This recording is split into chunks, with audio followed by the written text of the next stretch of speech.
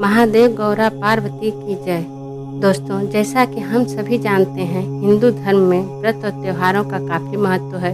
जो इन व्रतों को पूरी विधि विधान के साथ करता है, उसके जीवन के सभी दुख दूर हो जाते हैं।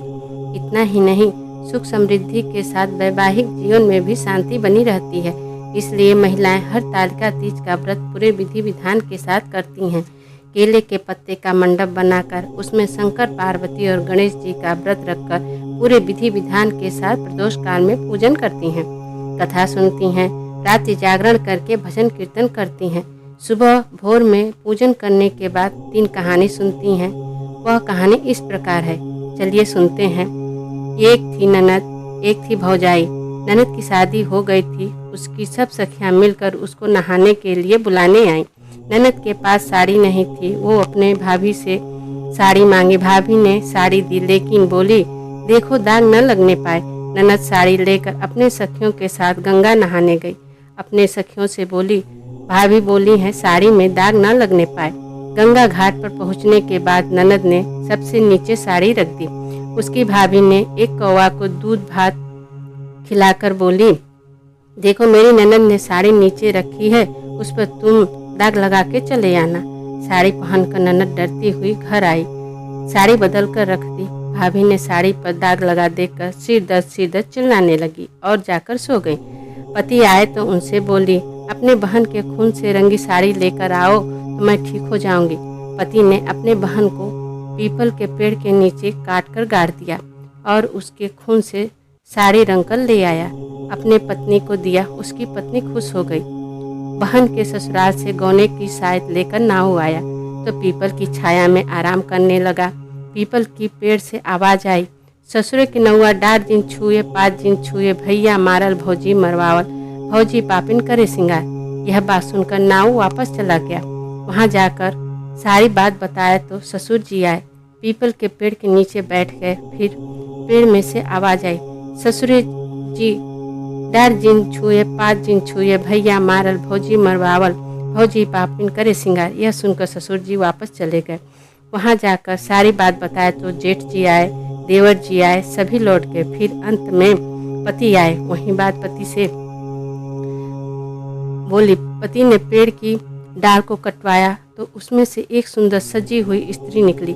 पति ने डाल को और साथ में अपनी पत्नी को पालकी में बैठा कर लेकर चले गए।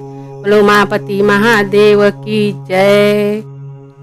दूसरी कहानी है, सुखी और दुखी नाम की 2 बहनें थीं। सुखी अमीर थी, दुखी गरीब थी। सुखी के घर ही दुखी काम करती थी। जब तीज का दिन आया तो सभी के घर अच्छे और स्वादिष्ट पकवान बनाए गए, पर दुखी के घर कुछ भी नहीं था। उस दिन काम करने के बाद उसको चूनी चोकर मिला था।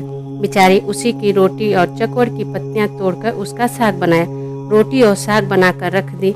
जब आधी रात को शिव पार्वती घूमने के लिए निकले तो सबसे पहले दुखी के घर का दरवाजा खटखटाया। दुखी से खाने के लिए मांगे तो उदास मन से बोली, जो भी किचन में रखा है रूखा सूखा जाके खा लें।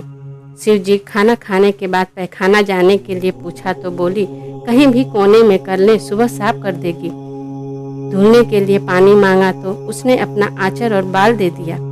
शंकर जी पूछ कर चले गए। जब सुबह उसने देखा तो उसके घर में चारों तरफ सोना चांदी, हीरे मोती, धन संपत्ति सभी और भरे पड़े थे। वह उनको रखने में लगी थी। तभी सुखी आकर बोली, त्योहार का सारा काम पड़ा है, तू यहाँ पर बैठी है? तो वह बोली, मैं अपना काम देखूं कि तुम्हारा? तुम जाकर अपना काम खुद देख लो। दुखी के घर धन संपत्ति देखकर सुखी ने सब हाल पूछा तो दुखी ने सब कुछ बता दिया। सुखी अगले तीज का इंतजार करने लगी। तीज आई तो उसने भी दुखी की तरह चूनी चोकर की रोटी और चकोर की पत्तियों का साग बनाकर रख दिया। जब शिवजी आए तो पहले सुखी के घर का दरवाजा खटखटाया।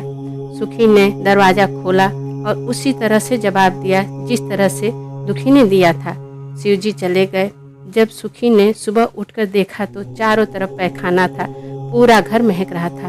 उसकी सारी धन संपत्ति राख हो गई थी। यह सब देखकर वह बहुत दुखी हुई और क्रोधित होकर दुखी को कोसने लगी।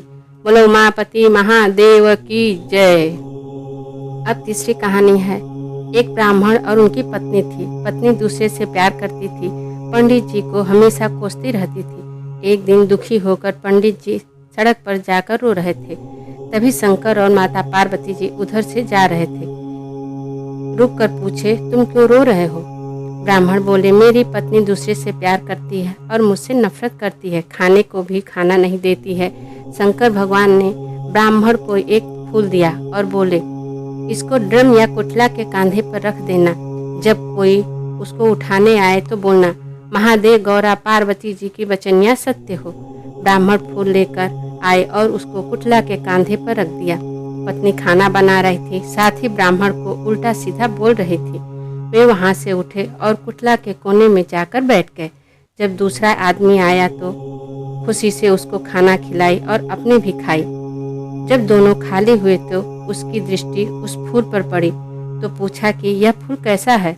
पंडित जी की पत्नी बोली, अरे वहीं कहीं से लाए होंगे, तुम्हें लेना है तो जाकर ले लो। जब फूल को हाथ लगाया तो पंडित जी कोने में से बोले, महादेव गौरा पार्वती की वचनियाँ सत्य हो। आदमी फूल से चिपक कर लटकने लगा और चिल्लाने लगा, हमें छुड़ाओ, हमें छुड़ाओ। जब औरत आई तो पंडित जी वही शब्द बोले, वह भी चिपक गई। फिर एक भिखारी आया और बोला, महाराज जी की जय हो, कुछ भिक्षा मिल जाए। औरत बोली, पहले हमको इससे छुड़ाओ, फिर जो मांगोगे मिलेगा। भिखारी छुड़ाने गया तो पंडित जी वही शब्द बोले, भिखारी भी चिपक गया। फिर एक औरत आई और बोली, थोड़ा आग दे दो। पंडित जी की औरत बोली, पहले इस फूल से हमें छुड़ाओ, फिर मिलेगा। औरत छुड़ाने गई, वह भी चिपक गई। जब 4 लोग हो गए तो ब्राह्मण एक मुंगरा लेकर निकले और बोले, किसको मारे किसको छोड़े? जो आग लेने आई थी वह औरत बोली, आग लेने आई थी वह जात भिखमंगा, हम दोनों को छोड़ दो, तुम मारो गंदी गंदा। औरत और भिखारी को छोड़कर ब्राह्मण दोनों को मारकर घर से बाहर निकाल दिया और सुख शांति से रहने लगे। दोस्तों, कहानी के अंत में यह बात अवश्य ही बोलें, न कहने वाले का दोष न सुनने वाले का दोष। जिस प्रकार से भगवान ने ब्राह्मण के दिन फेरे, वैसे ही सबके खुशियों वाले दिन फेरे। बोलो उमापति महादेव की जय।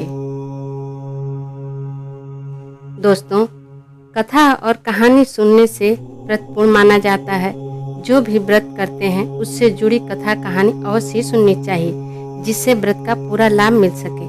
दोस्तों, वीडियो पसंद आई हो तो इसे लाइक शेयर करें, सब्सक्राइब करना न भूलें। हर हर महादेव।